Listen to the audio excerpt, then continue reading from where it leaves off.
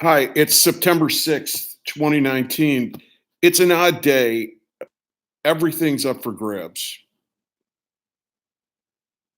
So, and within that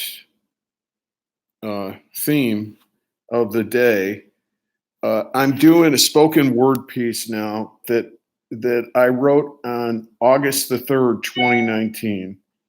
And its title is My Life as an Idiot Savant, asterisk, urban, not medical, dictionary definition. Now, I put together a volume of spoken word video pieces from 2019. I thought I had a real good stretch of good pieces from like March 2019 till late August of 2019.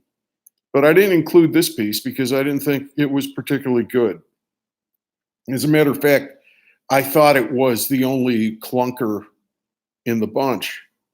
But an interesting thing happened today while I'm reevaluating and reassessing all sorts of things in my writing and my life. It's just one of those days where everything's being called into question. This particular piece got a like from an autistic person on WordPress. Most of the communication that I get related to my writing, such as it is, it happens through Facebook, but I get some through LinkedIn and occasionally through WordPress. So anyway, I don't know who this person is, but an autistic person sought this out and liked it. And I know that they didn't just like it because it used the expression idiot savant, because they also went to the about page of my blog and they like that. So they were saying that they liked my background. So they read it, they liked it enough to find out who wrote it, and they know that I'm not autistic. So I thought, well, if the piece resonated in that way with this person, it has a value to it. So I'm going to include it in the spoken word volume of videos. And so 8/3/19. My life is an idiot savant, asterisk, urban, not medical dictionary definition.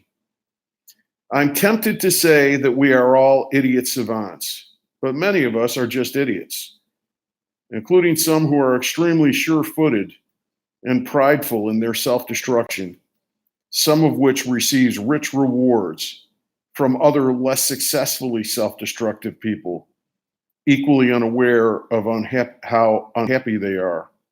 Self-disfigurement, contradicting nature and our collective soul, stopping on one tier of life, believing that trip is complete, statues where humans once were, like citizens of Pompeii.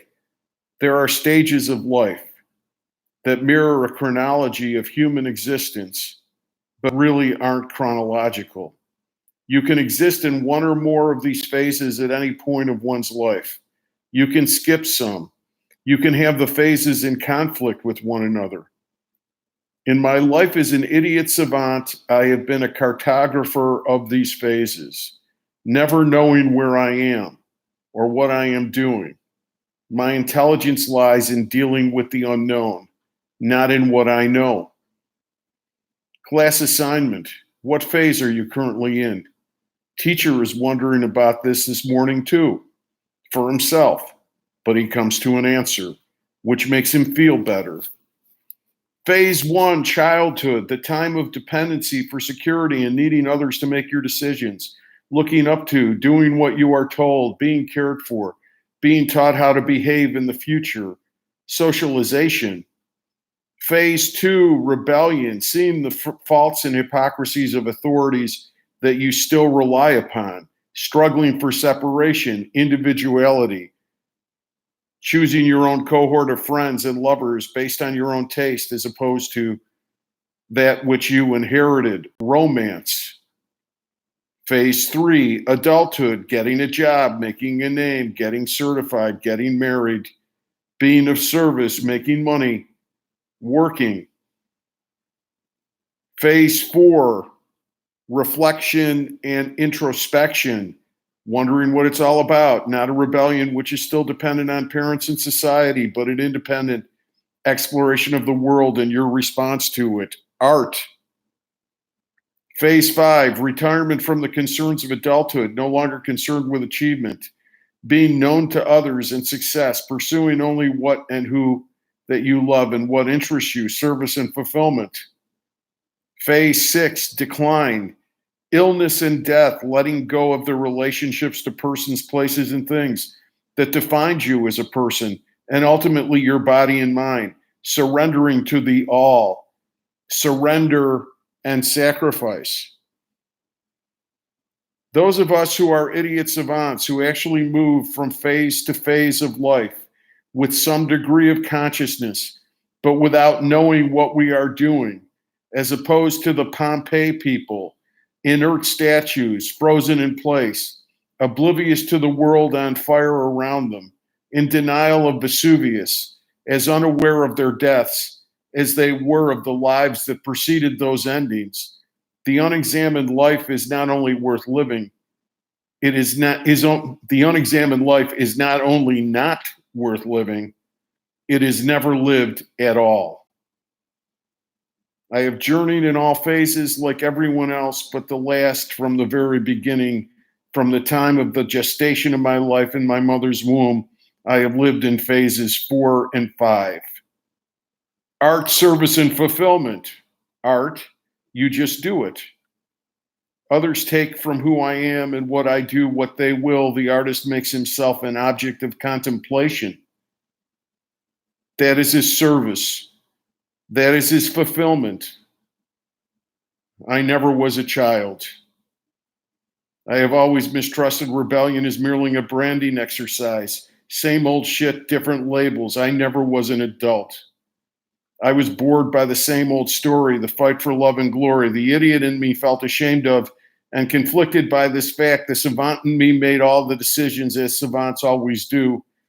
I have always been at peace with myself and extremely happy, but like an autistic pianist, I only created the music. I didn't appreciate its genius, just like all the idiot savants. And if you are reading this, you are surely one too, class.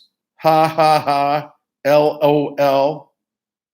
And I have yet to fall ill, recede, and die. There is an aide who takes care of my mother, who is 97 and has advanced dementia. My mother wasn't speaking much, losing weight, sleeping all the time. I thought she was near the last phase, but this aide, Rosa, had other ideas. She gets my mom up twice a day, gets her to eat, and calls her grandma. Rosa loves mom, and mom is still near the last phase, but now also in the phase of service and fulfillment, just like her brand new granddaughter, Rosa, who's in the adult phase. Rosa takes care of her babies at home and looks to me for some recognition of her place in the world. She wants to be known as a great aide, which she is, and I gladly and gratefully give her the deserved applause.